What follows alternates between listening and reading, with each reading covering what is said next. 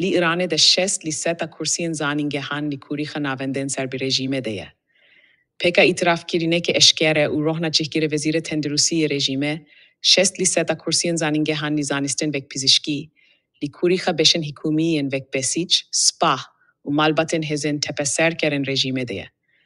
û bîtene çil li seta kursiyên zanîngehan bo xelkê Iranê dimîne, ku rejîme li vê yekê de jî destêverdane dike. Pêştir jî beşek zêde jî van kursiyên zanîngehan bo malbatên kurbaniyên şerkwaziyên rejîme hatîbû diyarîkirin û rejîme bi vê gendeliya xwe ya sîstematîk û roh û eşkere her care bi hêceteke zêdetir kursiyên zanîngehan kurîk kirine û ev rewş her berdewam e. Li rewşek wiha de bîtene beşek kem ji kelkê Iranê dikarin li zanîngehan de perwerdeya akademîk werbigrin, ku piştî da wî hatina vê jî pîtîra van li lîste bêkaran zêde dibin, an mijûle kolberî û destfîroşê dibin, an li kompaniyên ketkariyê de dibin ketkar.